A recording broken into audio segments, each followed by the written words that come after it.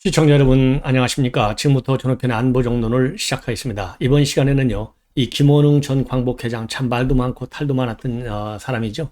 자, 이런 사람을 갖다가 광복회장, 이 광복회 얼마나 열받겠어요. 그래서 제가 보기에는요, 이 정부 차원에서의 조치 있지만은 광복회 그동안에 임원진을 구성했던 분들이라든가 광복회를 주도적으로 이끌어 오신 분들, 또 이 독립유공자, 이 유족들, 이런 분들께서요, 이 광복회장에 관한 여러 가지 정치적인 법적 이 공세를 좀 더 강화할 필요가 있지 않느냐. 그래서 다시는 김원웅과 같은 사람이요, 이 광복회 근처에 아예 발도 디딜 수 없게 그런 사회적인 이런 이 공감대를 만들어야 되는 것 아니냐, 이런 생각이 듭니다. 이런 가운데요, 지금 이제 박민식 광복처장이 광복처장 죄송합니다. 국가보훈처장이요, 연이어서 입장문을 내놨는데요. 이 페북에 보인 입장문을 보면은 이 김원웅의 비리가 지난 1월 달에 발각이 됐는데도 불구하고 문재인 정권에서 이거를 비호해 왔다, 이런 점을 아예 대대적으로 폭로하고 있습니다. 이렇게 폭로하고 나고요, 조목조목 그 8억 유용 혐의에 대해서 보훈처에서 밝히고 나니까요, 이번에는 민주당은 침묵을 지키고 있어요. 자, 과연 민주당의 침묵이 어디까지 갈 것인지, 그리고 우리 여당에서는 대대적으로 지금 이제 공세를 퍼붓고 있는 상황입니다. 그래서 이러한 내용을 말이죠, 여러분께 말씀을 드리겠는데, 우선 이 김원웅 전 광복회장의 주요 비리 혐의가 뭔지 일곱 여덟 가지 좀 돼요. 우선 국가유공자 자녀의 장학금융 지원을 위해서 국회 이 카페를 운영했는데요. 이 카페 수익금을 갖다가 개인의 비자금으로 활용한 점. 그 다음에 독립운동가 만화의 인쇄업체를 정하면서요, 대금이 한 5억밖에 되지 않는데 10억으로 부풀려서 올린 점. 그래서 이 5억의 차익은 본인이 착복한 것인지 아니면 정치권 로비자금으로 들어갔는지, 이 부분도 철저하게 수사를 해야 될 것이 아니겠느냐. 그리고 국립수목원의 카페 공사도 했는데요. 이게 1억 원짜리 카페 공사다 했는데 보니까 카페 공사 제대로 공사한 흔적이 없고, 조사해 보니까 겨우 1천만 원 정도, 1,200만 원 정도밖에 들어가지 않았는데 1억이나 올려놨어요. 그래서 이게 횡령이나 마찬가지 아니겠습니까? 그리고 이 마스크 업체 납품할 쓴 대가로 기부금을 또 받아낸 거, 그리고 독립유공자와 유가족 기부금을 갖다가 목적 외로 사용한 거, 개인적으로 사용한 것이죠, 전부 다. 그리고 이 법인카드를 또 개인적인 용도, 마사지 비용이라든가 가발 비용이라든가 목욕 비용, 아주 치사해요. 이게 무려 2,200여만 원이나 돼요. 정말 쌈짓돈까지도 지돈 한 푼 안 쓰고 법카를 쓴 거예요. 그 다음에 정치권의 지인 7명을 갖다가 공고 없이 특혜 채용한 점. 그러니까 7가지 항목으로 압축해서 우리가 압축해서 지금 밝혀진 것이 그 정도가 됩니다. 자, 그러면은요, 이 박민식 보훈처장이 페북에 내놓은 입장문을 보면요, 우선 이 김원웅의 정치 편향적 운동 굉장히 심각했지만은 이거는 감사하지 않았다라고 밝히고, 이번 보훈처의 감사는 오로지 8억 원대 비리를 추가적으로 확인된 것인데, 이거야말로 실제적인 범법 행위에 대한 감사였을 뿐이다.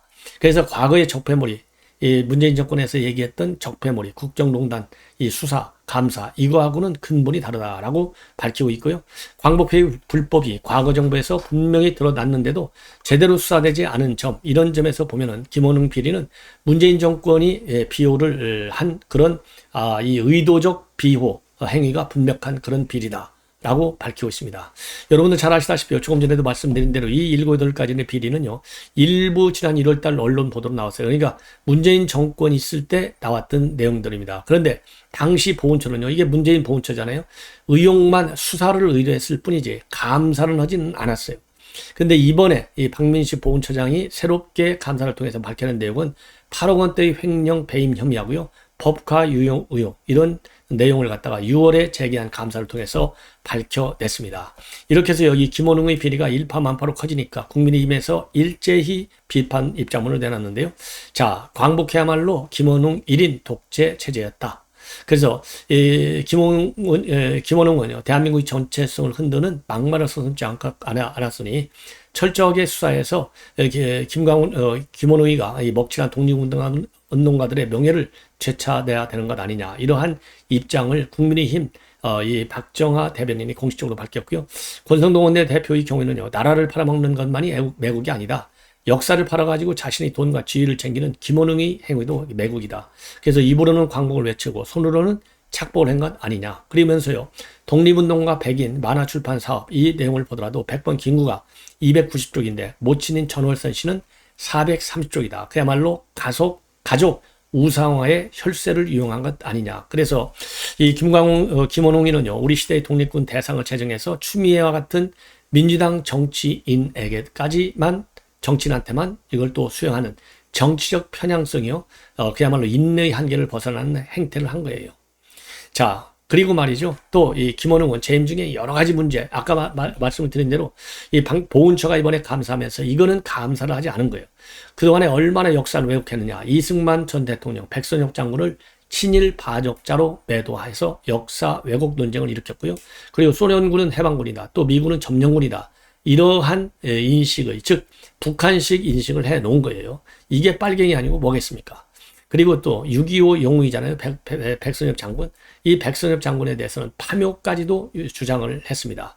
자, 그러면서요, 광복절 기념사 같은 데서 친일의 뿌리들은 역대 정권이고 대한민국 정통성을 표명하는 왜곡 발언을 쏟아냈는데, 이런 거에 대해서 이낙연 총리는요, 광복회장으로 그 정도 문제의식 아무 문제가 없다 말할 수 있다. 이게 바로 민주당 의원들 그리고 이 지도층들의 인식이에요.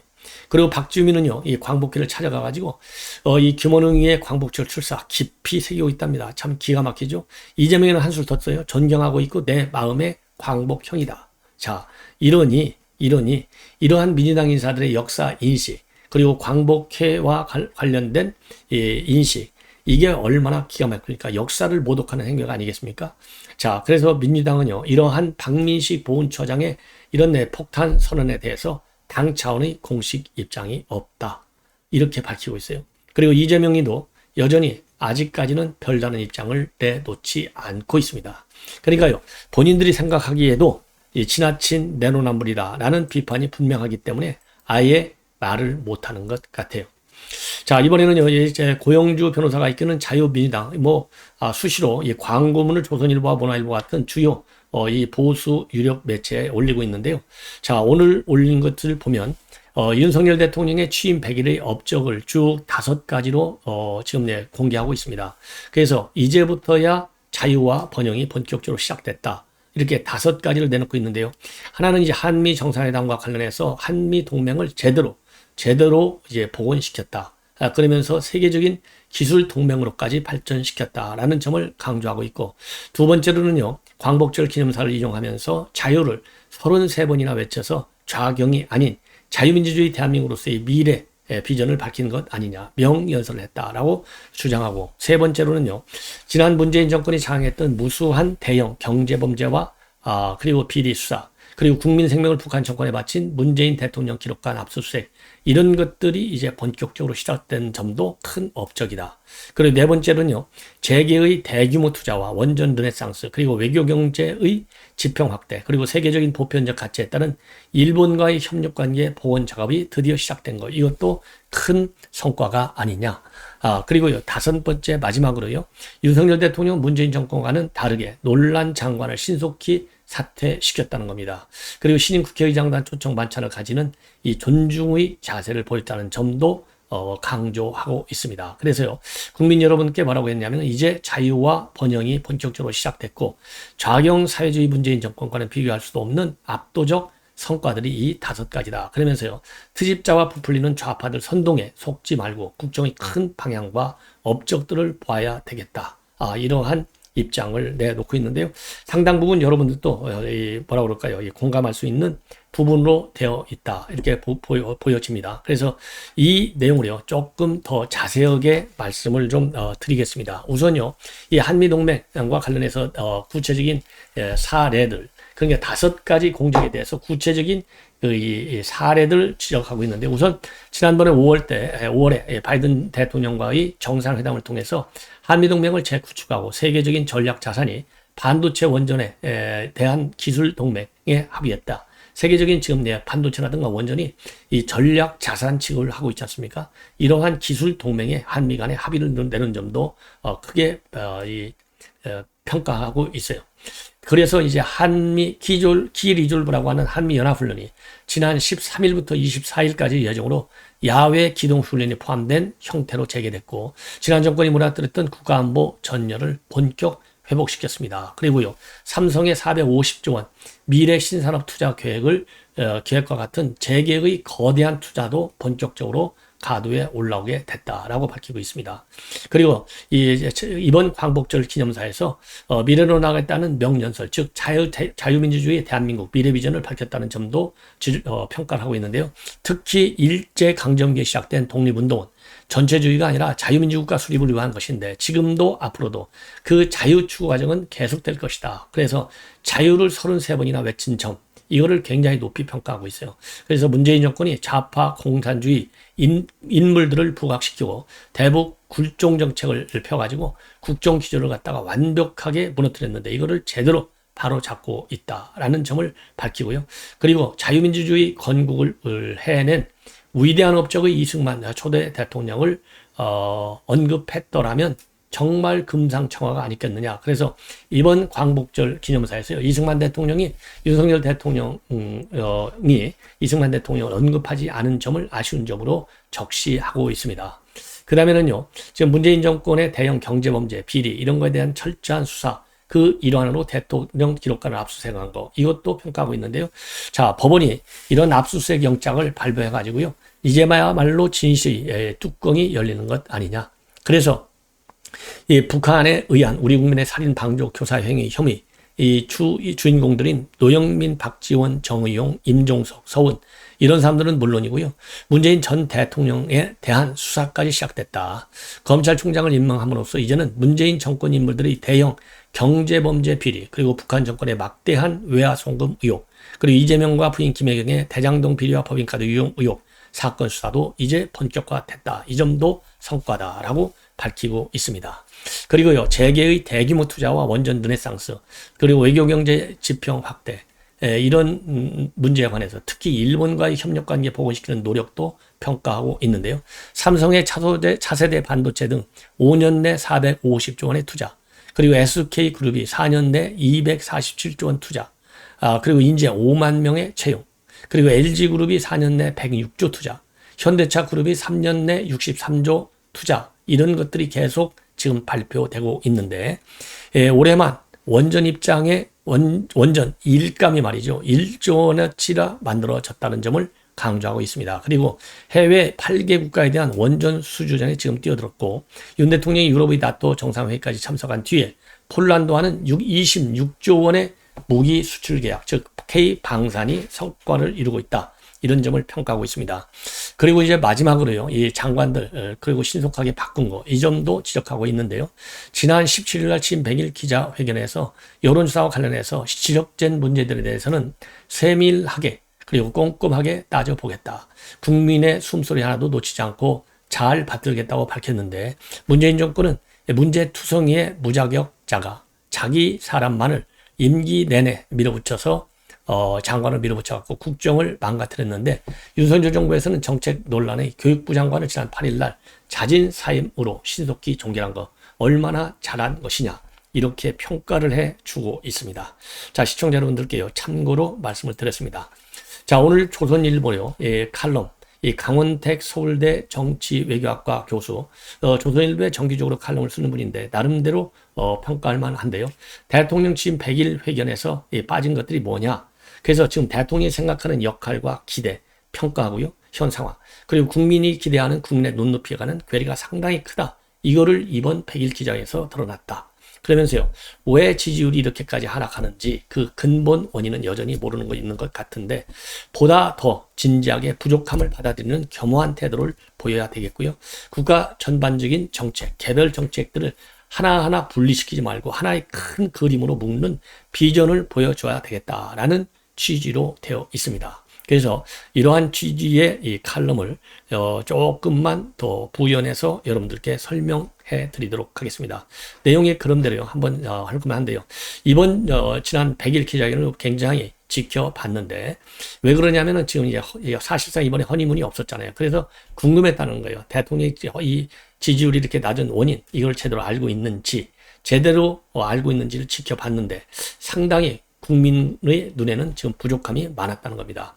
그 많았는데 왜 많았느냐? 대통령이 여전히 관료 마인드에서 벗어나지 못하고 있고, 이번 기자회견을 보면 아직도 검사 이 틀을 벗어나고 있다는 겁니다. 그래서 이 범죄를 소탕해가지고 몇 명을 중형을 선고받게 해서 이렇게 성과를 거뒀다, 이런 식의 이야기처럼만 들리더라, 이렇게 지금 해석을 하고 있어요. 자, 그래서 지금 이제 우리 국민들이 보고 싶은 것은 뭐냐? 국정의 목표와 미래 비전이라는 겁니다. 어떤 방향으로 어떤 정책을 가지고 나라를 이끌겠다. 그래서 지난 선거 때는 문재인 대통령의 정책이 잘못됐다, 이거를 바로 잡아달라는 의미에서 대통령에 당선이 됐는데, 그것이 국정 목표는 아니지 않느냐. 그래도 국민들은 궁금했지만은 우선은 정권 교체가 중요하기 때문에 거의 국가의 미래 비전 이런 거에는 그렇게 요구를 덜 했다는 겁니다. 그렇기 때문에 이번 100일 기자회견에서 그런 국가 목표를 제시해 줬어야 되는데 다 따로 놀고 있다는 거예요. 국가 정책이 각계약진, 노동연금, 교육개혁 얼마나 중요하다고 얘기했지만은 이게 왜 필요한지, 도대체 어디로 가겠다는 건지, 이게 하나로 뭉치면 어디로 국가를 이끌고 갈 것이라든지, 이런 국가 비전이라고 하는 상의 개념 하에서 이루어진 정책, 이걸 보기가 굉장히 어렵다. 그러면서요, 장관의 보고 형식을 독대 보고 형식으로 한 것도 상당히 문제다. 그렇게 되니까 우리 국민들이 제대로 알아먹을 수 없는 것 아니냐. 그러다가 이번에 5세 취약 연령을 낮춘다는 문제, 이게 터진 것 아니냐 이겁니다. 그래서 오히려 이 장관들의 보고가 말이죠, 하나의 로드맵, 즉 윤석열 대통령이 추진하는 국가 목표와 미래 비전과 관련된 로드맵을 설명하는 기회가 됐어야 하는데 그런 것들이 전혀 이루어지지 않았다는 겁니다. 그러면 왜 이런 게 안 이루어졌느냐? 바로 대통령의 정치 경험 부족 때문에, 평생을 검사로 살아와서, 그래서 정치 지도자로 변신하는 것은 그렇게 쉽지 않은 것이다 이거예요. 그러면 뭘로 이 경험 부족을 채울 것이냐? 주변에 사람들, 좋은 사람들 채워야 되는데 자기가 아는 사람들, 또 한 번 사람을 임명하면 또 잘 뜻대로 밀고만 가지 바꾸지 않는 이런 사람들로 주변에 꽉 차 있고, 그러다 보니까 이 대통령 비서실도 실무적인 인물들만 구성되다 보니까 직언을 하기가 굉장히 어렵고, 대통령이 또 듣기 불편해하는 것을 알면서 누가 직언을 하겠냐는 겁니다. 그래서 이제는 그러면 여당이라도 대통령을 갖다가 정치적 공동 운면체로 생각할 수 있는 그런 오랜 인연을 가진 동료들이 많이 있느냐? 또 그것도 아니라는 겁니다. DJ나 YS 비교해봐라 이거예요. DJ, YS는 아들 문제까지도 얼마나 예민한데 대통령한테 보고하지 않았느냐. 그런데 윤핵관이라는 사람들이 있긴 있지만은 그렇게 오랜, 그야말로 아주 출중한 인연이라고 보기는 어렵다는 겁니다. 그래서 이번에 이러한 본질적인 문제를 놔두고 비서실의 정책과 홍보 기능만 보완한다고 해서 상황이 좋아지겠느냐. 그리고 사람을 잘 안 바꾼다고 하는데 기존 인사들이 무능해서가 아니라 자신에게 부족한 점을 보완해 줄 자질을 갖춘 인사로 이제는 자리를 추가적으로 더 교체할 필요가 있다. 그래서 정무 감각이 있고 경륜을 갖춘, 때로는 듣기 싫은 소리도 할 수 있는 무게감 있는 인사가 주변에서 대통령을 보좌하게 해야 한다. 그 무엇보다도 자신의 부족함을 솔직하게 받아들이는 윤석열 대통령의 겸허한 태도가 굉장히 중요하다. 이렇게 결론을 내리고 있습니다. 자, 요즘 말이죠, 이 조선일보의 칼럼과 사설, 물론 개인이 쓰는 거기 때문에 조선일보의 공식적인 입장은 아니지만, 조선일보 공식 입장하고 반하는 칼럼을 쓰면 싫어주겠어요? 저도 뭐 조선일보의 칼럼 몇 번 실어봤는데요, 당연히 생각이 비슷하니까 가는 거 아니겠습니까? 그래서 이 민감한 이 최근에 주요 전국 현안에 관해서 보면은 비교적 조선일보가 좋게 얘기하면 쓴소리고요, 조금 이 안 좋게 얘기하면 좀 비판적인 목소리를 좀 키워가는 것이 아니냐, 이런 생각이 듭니다. 시청자 여러분, 이것으로 본 방송을 마치겠습니다. 시청자 여러분들의 많은 시청 부탁드립니다. 감사합니다.